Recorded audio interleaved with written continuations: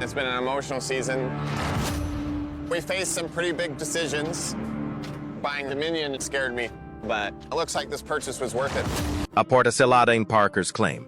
A madrugada despontou sobre a propriedade de Parker Schnabel com uma pálida luz dourada que parecia quase simbólica, roçando as copas das árvores e iluminando os equipamentos cobertos de geada espalhados pelo pátio. O dia deveria ter sido normal. A bomba de água deveria ter rugido ao despertar. As escavadoras deveriam ter começado a funcionar com dificuldade, e a equipa deveria ter continuado a sua luta sem tréguas contra o tempo, o clima e o terreno instável. Mas a atmosfera era diferente. Uma tensão pairava no ar frio, o tipo de tensão que sempre precedia uma revelação. Parker estava parado do lado de fora do armazém, no canto mais distante da área reivindicada. Não era um depósito típico, era reforçado, compacto e mais novo do que as estruturas circundantes. A sua porta de aço ostentava uma fechadura visivelmente mais sofisticada do que qualquer outra no local. A maioria dos espectadores do programa tinha visto o edifício de relance, escondido atrás de roulotes e depósitos de combustível, sempre fechado, sem nunca ter sido explicado. Os fãs especularam durante anos. Os membros da equipa brincavam com isso em privado, mas apenas algumas pessoas sabiam o que o cofre realmente continha. E agora Parker estava finalmente pronto para o abrir. A equipa de documentário pressentiu que o momento era histórico. As suas câmaras moviam-se com uma cautela reverente, captando cada mudança na expressão de Parker. Parecia mais velho sob a pálida luz da manhã, não em anos, mas em peso, como se a responsabilidade da liderança e o fardo dos segredos tivessem esculpido algo mais pesado sob a sua habitual determinação. As suas mãos, enluvadas e firmes, repousavam sobre a chave que desvendaria uma história que transportara sozinho durante demasiado tempo. Falou baixinho para a câmara, com a voz baixa e séria. Disse que havia coisas em que o público acreditava sobre o seu sucesso que eram verdadeiras e coisas que não eram. Disse que o ouro que extraía contava apenas parte da história. O resto tinha sido mantido em segredo porque não tinha a certeza se o mundo estava pronto para o compreender. A equipa trocou olhares, sem saber ao certo se ele se referia à estratégia de negócio, legado familiar ou algo muito para além disso. O que sabiam era que Parker nunca tinha falado daquela forma diante das câmaras. Atrás de Parker, a equipa reuniu-se. Mitch com a sua curiosidade cautelosa, Brennan com a sua postura cética e Tyson com um olhar atento e silencioso. Cada um tinha uma perspectiva diferente, moldada por temporadas de trabalho incansável e pelo laço tácito formado pelas dificuldades partilhadas. Sabiam que Parker não era de dramatizar. Se ele dissesse que havia algo significativo dentro daquele cofre, então era real. Parker finalmente inseriu a chave. A fechadura rodou com um clique metálico profundo que ecoou pelo quintal. Ele puxou a maçaneta. A porta rangeu ao abrir, como que oferecendo resistência, revelando a escuridão no seu interior. A equipa acendeu as luzes. O feixe de luz cortou as sombras, iluminando prateleiras repletas de contentores selados, caixas pesadas e pilhas de envelopes também selados. Mas não foram estes objetos que lhes chamaram a atenção. No centro do cofre, encontrava-se uma caixa de aço do tamanho de um baú, aparafusada ao chão de betão. A sua superfície estava marcada por arranhões e amolgadelas, cada um deles sugerindo uma viagem muito mais longa do que os poucos anos em que o cofre existia na zona. A caixa continha um símbolo que Parker nunca tinha mostrado publicamente. Um símbolo que não pertencia ao mundo da mineração, mas sim ao seu avô, John Schnabel. Parker ajoelhou-se junto da caixa com uma vênia que silenciou toda a clareira. As câmaras aproximaram-se, enquadrando o momento com uma sensibilidade geralmente reservada a dramas da realeza ou a revelações históricas. Parker explicou que o caso lhe fora entregue nos últimos meses de vida do avô. John dissera-lhe apenas uma coisa a esse respeito, que deveria permanecer em segredo até Parker compreender o verdadeiro valor do ouro. Durante anos, Parker ignorou o caso. Perseguiu distâncias, bateu recordes, moveu montanhas, literal e figurativamente. Mas na última temporada, algo aconteceu, algo que o obrigou a confrontar os limites da sua ambição. Ainda não explicou o evento em detalhe, apenas que o transformou. E agora esta mudança obrigou-o a abrir o cofre. Desapertou a moldura e levantou a tampa. Lá dentro havia uma coleção de artigos que pareciam deslocados num cofre de mineiro. diários antigos com bordas desgastadas, cilindros de metal selados com cera, fotografias envoltas em lona oleada e um único livro-razão encadernado em couro, mais grosso do que qualquer livro de registro de ouro que Tony Beats já tivesse mantido. Mas havia algo mais, um objeto envolto em pano, repousando sob os diários como uma pulsação adormecida. Era uma barra de ouro, mas diferente de qualquer outra que já tivessem visto. Não uma pepita de ouro de aluvião, nem um lingote fundido numa refinaria. Esta barra apresentava marcas gravadas que nenhum mineiro do Yukon usava. Símbolos esculpidos com precisão, um brasão gravado profundamente num dos cantos, antigo, propositado, inequivocamente velho. Keller, o historiador chamado para fazer a documentação, deu um passo em frente. Tremendo. Disse que as marcas se assemelhavam às utilizadas pelas primeiras expedições históricas, muito antes de os modernos mineiros chegarem à região. Afirmou que o ouro era mais puro do que o típico ouro de aluvião do Yukon. Disse que não era algo local, nem na sua origem, nem no seu método. Parker admitiu a verdade diante das câmaras pela primeira vez. O cofre não continha apenas o seu ouro. A barra continha ouro que o seu avô encontrara há décadas. Ouro de uma fonte que John nunca identificara. Ouro que jurara a Parker proteger e ouro que Parker agora temia que acarretasse consequências que ele ainda não compreendia. Enquanto a tripulação assimilava a revelação, Parker expirava profundamente. Disse que a barra era apenas o início e que os diários explicavam tudo. O legado oculto de John Schnabel. O cofre pareceu mais frio depois de Parker ter revelado a barra de ouro gravada, como se o próprio ar se tivesse alterado sob o peso da verdade.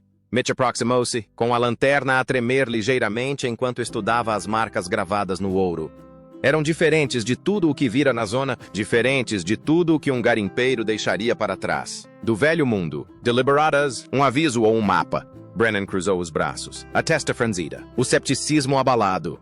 Tyson permaneceu em silêncio, concentrado, observando Parker em vez do ouro. Pressentiu que aquele momento não era sobre tesouro, mas sim sobre ascendência. Herança, sobre tudo o que Parker transportara sozinho desde o dia em que o avô falecera. Parker colocou a barra sobre a caixa de aço e pegou no livro-razão encadernado em pele dentro do baú. Ao levantar o livro, ergueu uma poeira que se espalhou como cinzas que caem lentamente. A capa tinha o nome de John Schnabel escrito com a sua caligrafia inconfundível. Quando Parker o abriu, as páginas estalaram com o passar do tempo. Parou um instante para se recompor antes de ler a primeira entrada em voz alta. A data estava escrita à mão no canto. Era de décadas antes de Parker nascer. John descreveu uma época de mineração diferente de qualquer outra, uma época em que se aventurou mais fundo na região selvagem do que a sua equipa tinha recomendado. O equipamento partiu-se, o tempo tornou-se violento, mas John prosseguiu, impulsionado por algo que se recusava a nomear. A entrada mudou abruptamente.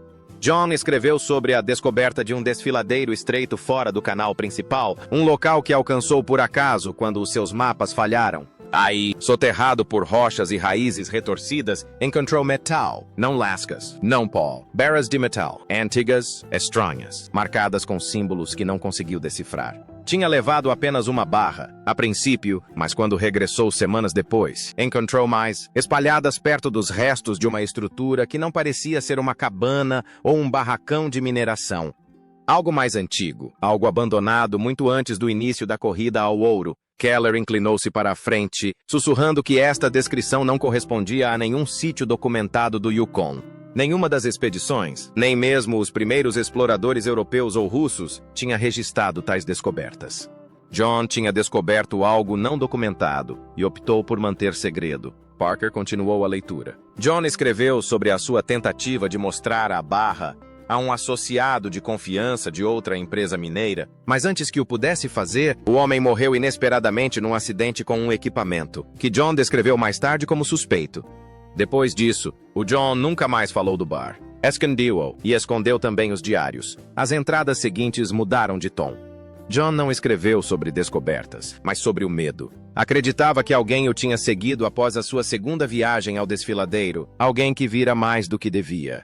Escreveu sobre pegadas perto do riacho onde não deviam existir, sobre sombras que se moviam à noite, sobre conversas com homens que faziam demasiadas perguntas sobre onde estivera. Descreveu a sensação de ser observado quando trabalhava sozinho. Descreveu ameaças disfarçadas de avisos. Descreveu a dolorosa constatação de que o ouro que encontrara não pertencia à área de concessão, nem sequer ao Yukon. Pertencia a uma linhagem mais antiga que o próprio país. Parker fez uma pausa, deixando o peso das palavras pairar sobre o cofre. Admitiu que, quando o avô lhe entregou a pasta, recusou-se a abrir os diários durante anos. Ele não queria herdar o medo. Queria herdar a força. Mas, na última temporada, algo mudou. Um homem abordou-o numa exposição mineira na Europa, falando em vagos enigmas sobre legados familiares e histórias perdidas. O homem mencionou o nome Schnabel. Ele mencionou o ouro, mas não desta terra. Referiu lealdade e perguntou a Parker se já tinha encontrado algo que não conseguia explicar. Nessa noite, Parker abriu a caixa pela primeira vez. Encontrou 7 barras embrulhadas no pano do avô. Ele encontrou os diários. Encontrou um pequeno mapa enrolado, atado com um cordão de couro. E debaixo dele, encontrou uma carta endereçada a ele. Os olhos de Tyson arregalaram-se. Mitch aproximou-se. Brennan baixou os braços, já não cético, mas preocupado. Parker pegou na carta. O papel estava amassado devido aos anos de armazenamento. Desdobrou-a e leu em voz alta. Meu filho, se estás a ler isto, é porque a vida exigiu mais de ti do que esperavas. Espero que se torne forte, espero que se torne sábio. E espero que nunca descubra o preço que paguei por esse ouro. Mas, se o perigo o encontrar, precisa de compreender. O que encontrei não foi um tesouro. Era uma prova. O silêncio tomou conta da sala. Prova de quê? Mitch sussurrou. Parker continuou a ler. O ouro não era para ser tomado. Pertencia a um povo que se movia por estas montanhas muito antes de homens como eu abrirem estradas na terra. Acredito que esconderam as suas riquezas para as proteger durante uma viagem ou fuga. Eles estavam a ser caçados, não sei por quem, mas deixaram o seu rastro nos símbolos que se veem. Se essa trilha reaparecer, os homens virão procurá-la. Se te encontrarem, tem cuidado. Não confie em ninguém que já conheça as marcas. Keller soltou um suspiro profundo. Disse que os símbolos na barra eram antigas marcas heráldicas, possivelmente ligadas a grupos aristocráticos deslocados que fugiram de conflitos em diferentes continentes. Disse que algumas famílias carregavam ouro pelo mundo na esperança de reconstruir o que tinham perdido. Alguns nunca lá chegaram. Alguns desapareceram completamente. Parker baixou a carta. Disse que havia mais, algo que ainda não tinha revelado. Levou a mão ao baú e ergueu o mapa enrolado. Desdobrou-o lentamente, e a tripulação viu-o. Um mapa desenhado à mão do desfiladeiro que John descrevera, com uma marca vermelha no centro e, por baixo, escrito à mão por John Schnabel. O resto ainda lá está. Parker olhou para as câmaras com uma expressão resoluta. Disse que o cofre não guardava o maior segredo, mas sim o desfiladeiro. E agora que a verdade tinha vindo ao de cima, não tinham outra alternativa senão voltar. A carta que mudou tudo. A carta selada repousava pequena e delicada nas mãos enluvadas de Keller. O brasão de cera a condizer com o emblema gravado na tampa do baú e o selo real que insinuava uma linhagem mais complexa do que a prospecção local. O compartimento parecia carregado, como se a própria draga estivesse a ouvir. Homens que tinham vadeado pela lama e pelos destroços aproximaram-se, respirando com dificuldade no ar frio. Keller deslizou uma lâmina fina por baixo da cera e levantou o selo com a cautela de quem abre algo que pode alterar o mapa do que pensava conhecer. O papel no interior estava seco e castanho, as bordas quebradiças, mas a tinta teimosamente legível. Keller leu em voz alta, a voz firme a princípio e depois vacilando à medida que o significado se revelava. As palavras falavam de fuga e medo, de levar as riquezas através dos oceanos e escondê-las onde o mundo não pensaria procurar. A caligrafia do escritor insistia que o dinheiro permanecesse em segredo. Se algum dia fosse encontrado, as consequências não seriam medidas apenas em dinheiro.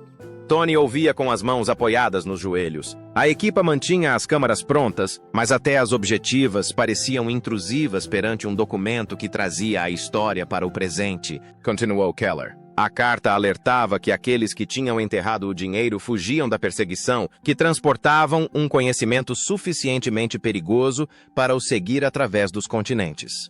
O texto descrevia emissários e caçadores, homens que seguiriam as marcas e os mapas e não hesitariam em reivindicar o que tinha sido escondido. A instrução era implacável na sua clareza. Dispersar o estoque, enterrar as provas e, se a descoberta fosse inevitável, destruir tudo em vez de permitir que o segredo regressasse à sua origem. O historiador dobrou o papel com um olhar que sugeria mais perguntas do que respostas. Disse que a linguagem e a fraseologia indicavam um fervor político que antecedia os modernos estados-nação, envolvendo famílias e facções que mobilizavam capitais e manuscritos para sobreviver. Um segundo envelope, mais pequeno e mais escuro pelo tempo, deslizou por entre as dobras das cartas. O nome de Tony não estava impresso, mas a caligrafia sugeria um destinatário particular. O pequeno pedaço de pergaminho no seu interior continha uma única frase, escrita apressada e desajeitada. O rio esconde mais do que a draga. A expressão de Keller alterou-se ao ler aquela frase. Leu-a 2 vezes antes de explicar o que os mapas indicavam. A draga poderia ter sido utilizada como ponto de referência, não como cofre, apontando para depósitos submersos, enterrados ou simplesmente perdidos nas correntes e no lodo. A implicação alterou a dimensão da descoberta. Não se tratava de um esconderijo isolado. Era uma rede concebida para fazer circular a riqueza e a informação sob a proteção de terrenos remotos e cursos de água. Do lado de fora da draga, o Yukon parecia comprimir-se num único silêncio. Tony dirigiu-se à escotilha e olhou para baixo, em direção ao rio, vendo a fina e dura camada de gelo e o fluxo lento e misterioso por baixo. Passou o polegar calejado pela borda da tampa do compartimento, como se estivesse a testar se o passado o poderia morder. Keller sugeriu que rastreassem os antigos canais por onde a draga tinha passado. Se os mapas estivessem corretos, os depósitos e contentores poderiam ter sido colocados nas propriedades de Ben e Ed anos antes, movidos ou ocultados pelas mudanças sazonais. O engenheiro alertou para os riscos das operações da época das dragagens. As correntes marítimas tinham mudado, as margens tinham desmoronado e o metal corroído. A recuperação exigiria precisão e paciência, em vez de força bruta. Tony defendeu uma abordagem metódica. I'm catalogar, proteger e depois revistar. A fotografia. O selo, o baú e os seus documentos seriam transportados para uma instalação segura para análise. Mesmo assim, o aviso da carta incomodava-o. Não se tratava apenas de uma caça ao tesouro, havia indícios de perseguição. Imaginou homens, há décadas, a navegar pela lua e por mapas, escondendo caixas sob raízes e nas margens dos rios. Imaginou emissários a traçar marcas heráldicas em barras de ferro e a aprender a seguir um rasto que só eles compreendiam. A possibilidade de ainda existirem herdeiros ou caçadores munidos do conhecimento codificado nos mapas tornou a questão urgente. Keller estendeu um mapa no convés da draga e traçou linhas desenhadas com uma caligrafia experiente e confiante.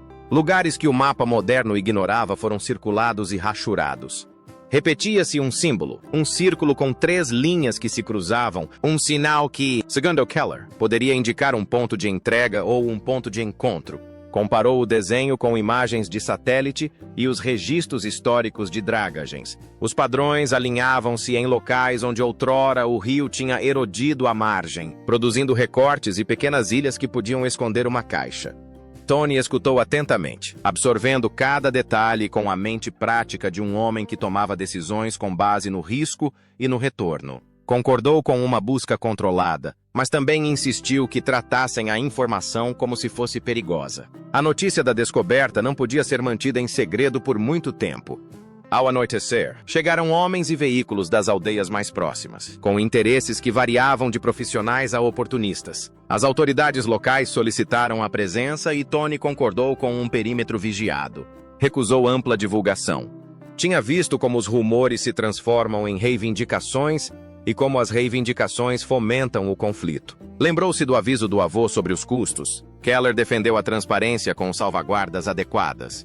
Tony defendeu o controlo. No final, chegaram a um equilíbrio, garantir o acesso ao material comprovado, permitir o acesso de investigadores credenciados sob vigilância e planear expedições aos pontos de referência do rio com especialistas ao amanhecer. Naquela noite, a draga pareceu menos uma relíquia e mais um marcador num mapa antigo redescoberto. Tony sentou-se junto da escotilha selada e desdobrou um dos frágeis mapas do baú sob a luz da lanterna. Linhas esboçadas com tinta desbotada sugeriam percursos e pontos de encontro que atravessavam fronteiras de compreensão. Leu as notas de John Schnabel nas margens, uma caligrafia de mineiro carregada de cautela. John desenhara símbolos e anotara-os com o tipo de taquigrafia que um homem usa para indicar perigo. Tony sentia o peso pessoal da responsabilidade. Ele esperava riqueza. tinha recebido a história e, com ela, uma responsabilidade cujas arestas eram mais afiadas do que qualquer pretensão legal. Antes de dormir, discutiam cenários. Se os caçadores atacassem com violência, defenderiam o baú ou os mapas? Se os descendentes daqueles que ocultavam os bens aparecessem a reclamar a herança, como seriam julgadas as reivindicações entre nações e gerações? As questões eram práticas e morais. As respostas exigiam aconselhamento. Diplomacia é uma coragem que não se podia medir em onças de ouro. Tony percebeu que proteger a descoberta poderia custar-lhe mais do que tempo ou dinheiro perdidos. Poderia custar-lhe a segurança. À medida que o amanhecer dava lugar a mais uma manhã fria, a equipa preparava os equipamentos de mergulho e dragagem adaptados para a recuperação dos destroços. O historiador e o engenheiro terminaram as coordenadas, enquanto os guardas florestais reforçavam o patrulhamento. Keller selou uma caixa segura com os documentos mais frágeis e entregou-a a Tony com um aceno solene. Independentemente do que o rio escondesse, o baú comprovara a veracidade da carta. As relíquias tinham um significado que justificava a investigação. Tony fechou a escotilha e sentiu a vibração dos motores começar enquanto os homens se moviam com um propósito mais sério do que a simples prospecção. Já não eram apenas mineiros, eram guardiões, os primeiros a responder a uma antiga geografia de segredos que despertava a cada linha revelada e ponto marcado. O rio abre a sua foz. A manhã amanheceu com uma luz cinzenta que afiava as bordas do Yukon como uma lâmina. O acampamento movia-se com a urgência de homens que entendiam que já não estavam a lidar com uma simples descoberta. Tony Schnabel estava na margem do rio, a observar a corrente lenta a correr sob uma fina camada de gelo fraturado.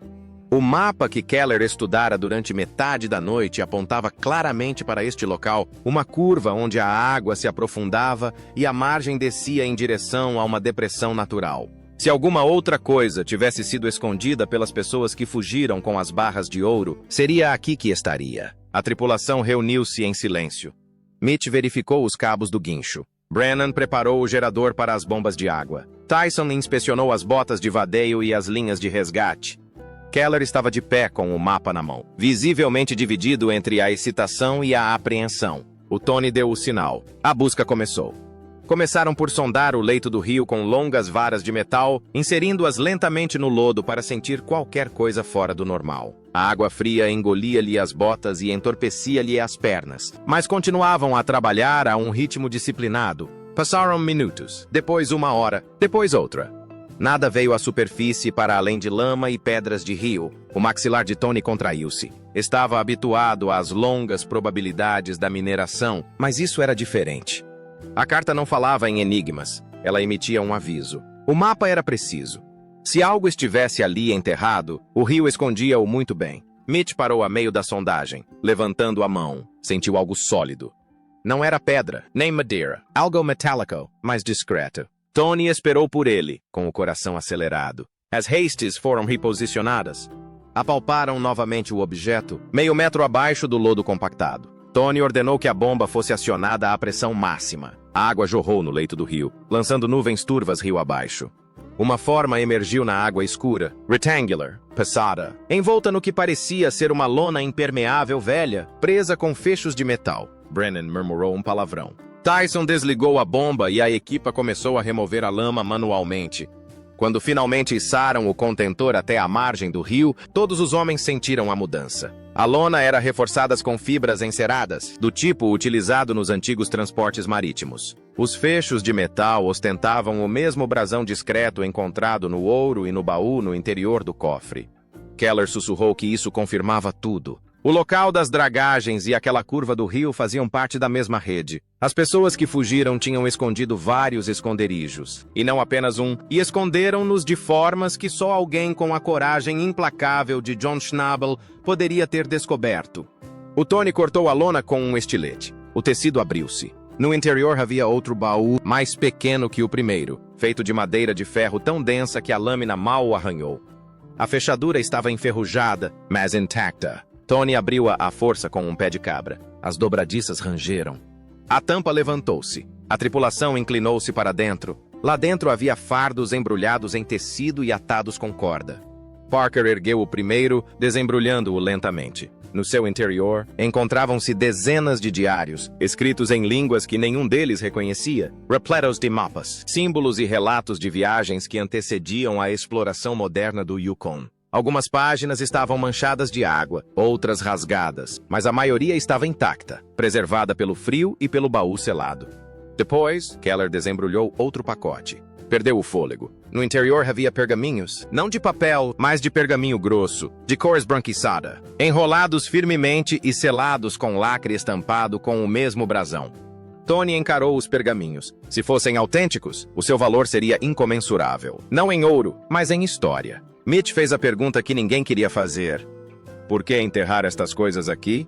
Respondeu Keller lentamente. Porque as pessoas que as transportaram acreditavam que o Yukon era mais seguro do que o mundo que deixaram para trás. Usavam a natureza selvagem como sua guardiã, confiavam mais na terra do que nos governos ou nos exércitos. Enquanto Tony assimilava a magnitude da descoberta, um guarda florestal correu na direção deles, vindo da linha das árvores. Parecia ofegante e inquieto. Tinha avistado 2 homens a observar do cimo da colina. Não eram habitantes locais, nem trabalhadores, nem ninguém que os guardas florestais reconhecessem. Foram-se embora assim que ele se aproximou. Tony sentiu um arrepio percorrer-lhe o corpo. Tudo tinha começado. Regressaram ao local da mina com o baú acondicionado numa caixa de transporte de aço. A equipa trabalhou em silêncio apressado.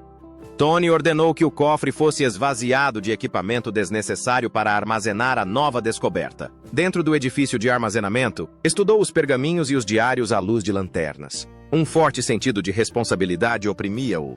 Este era maior do que a mineração, maior do que o legado, maior do que o ouro. Keller traduziu o pouco que pôde. Os diários falavam de uma viagem através de continentes, de um grupo que fugia com conhecimentos que homens poderosos procuravam controlar. Transportavam ouro para financiar a sua fuga. Levavam documentos que aqueles homens queriam destruir. Percorreram oceanos, tempestades e traições, até alcançarem o extremo norte do mundo. E, a dada altura desta viagem, John Schnabel cruzou-se com eles, ou deparou-se com os seus vestígios, ou herdou o seu segredo sem nunca lhe ter pedido. À medida que Tony virava as páginas, sentia a presença do avô em cada linha da sua caligrafia cuidada no livro de registros do cofre. John não tinha medo do ouro. Tinha medo do que o ouro representava. Nessa noite, Tony ficou do lado de fora do cofre enquanto o vento arrastava a neve pelo chão. As luzes do acampamento piscavam. A escuridão oprimia a linha das árvores. Os guardas florestais patrulhavam com os braços firmemente agarrados aos rádios. Mitch e Brennan limpavam o equipamento em silêncio. Tyson ficou de vigia perto da estrada. Todos sentiram. Algo tinha despertado. Algo observava de longe, aguardando uma brecha no segredo. Agora, a brecha aconteceu. Tony fechou a porta do cofre lentamente. O aço tilintou no frio. Sussurrou que a verdade não podia continuar mais enterrada, nem as consequências. Aquilo que Parker já não conseguia esconder. A noite abateu-se sobre a propriedade como uma cortina bem fechada, deixando apenas o tênue brilho das luzes de trabalho espalhado pelo pátio. Parker Schnabel estava sozinho do lado de fora do cofre, a respiração formando pequenas nuvens enquanto encarava a pesada porta de aço. Lá dentro repousava uma herança que não pedira. Barras de ouro com marcas antigas, diários proibidos, pergaminhos selados com brasões esquecidos e uma rede de segredos enterrados durante gerações. A Trisdale, o acampamento movia-se num silêncio tenso. Mitch verificou os níveis de combustível dos geradores. Brennan garantiu que o equipamento pesado estava bloqueado. Tyson patrulhava o perímetro com uma lanterna apontada a alguém que suspeitasse de problemas. Os guardas florestais vasculhavam a linha das árvores repetidamente. Todos sentiam o peso de olhares invisíveis. Parker entrou no cofre e fechou a porta atrás de si. A lanterna tremeluziu suavemente, lançando uma luz quente sobre as relíquias dispostas na mesa de metal.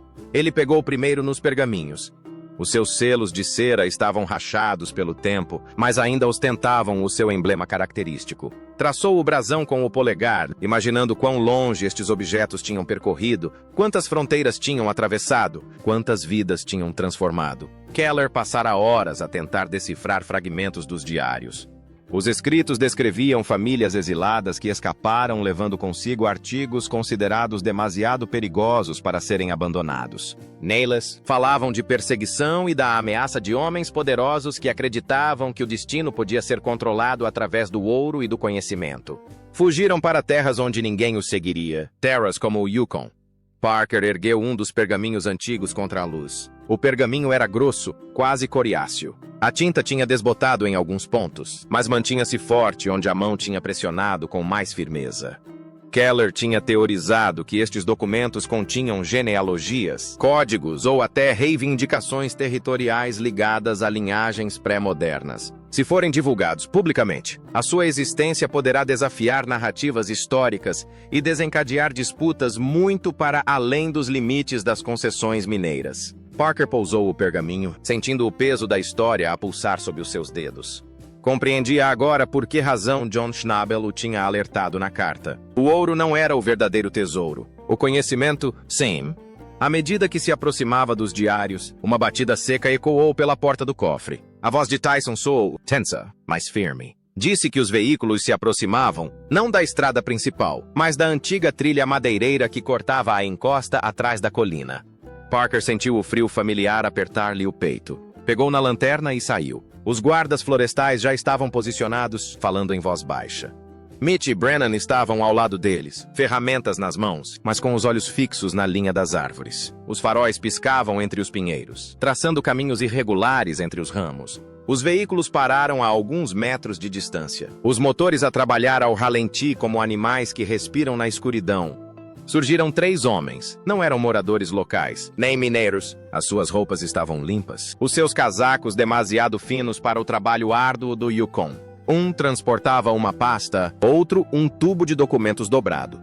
Aproximaram-se lentamente, com passos calculados, como se estivessem a ensaiar cada movimento. O homem da frente parou logo para além do alcance do holofote e apresentou-se não pelo nome, mas pela filiação. Instituto Internacional de Preservação. Divisão de Recuperação Cultural.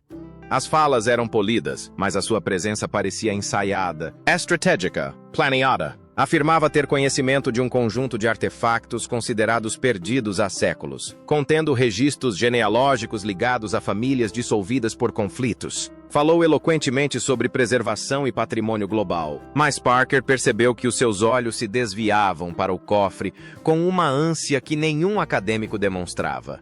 Keller deu um passo em frente, parando entre eles e a porta do cofre. Perguntou como sabiam que as relíquias tinham vindo ao de cima. O homem respondeu que os rumores se espalham rapidamente no mundo das antiguidades e que a sua organização já esperava esta descoberta eventualmente. Disse que tudo o que estava dentro do cofre pertencia à história e precisava de ser entregue para transporte imediato. Tony terá contestado. Mitch teria rosnado. Brennan teria dado um passo em frente, mas aquelas eram as terras de Parker, o cofre de Parker. A decisão era de Parker. Disse aos homens que não levariam nada. O homem da pasta tentou a diplomacia. Falou sobre as ramificações legais, sobre as violações culturais, sobre os precedentes e a jurisdição, mas Parker interrompeu-o. Disse que as relíquias foram encontradas em solo canadiano, numa área legalmente reivindicada, e estavam agora sob a proteção tanto das autoridades locais como das equipas de documentação formal. O sorriso do homem tornou-se mais tenso.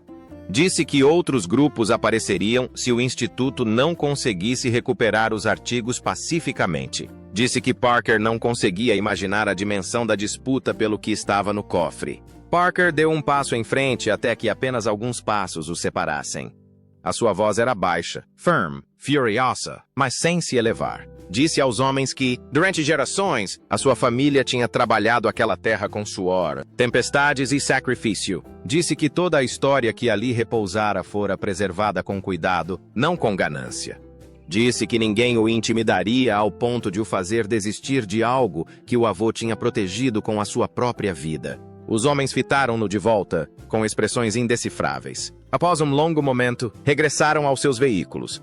Os motores arrancaram, os faróis desapareceram entre as árvores, mas não sem um último aviso. Aquilo não tinha acabado. Parker observou até o último vestígio de luz desaparecer. Depois voltou-se para o cofre. Agora sabia que o segredo já não era proteção. No momento em que abriu o cofre em frente às câmaras, convidou o mundo a entrar, mas não se arrependeu. A transparência seria a sua armadura. Documentar os seus aliados e a verdade a sua responsabilidade. Entrou no cofre mais uma vez e colocou a mão sobre os diários. Sussurrou que não fugiria a isso. Enfrentaria qualquer tempestade que se seguisse. O vento do Yukon batia contra a porta do cofre como se selasse o seu juramento. Mitch, Brennan e Tyson juntaram-se a ele, formando um círculo silencioso de lealdade mais forte do que os laços de sangue. O passado encontrara Parker Schnabel, e este encontrara finalmente forças para o confrontar.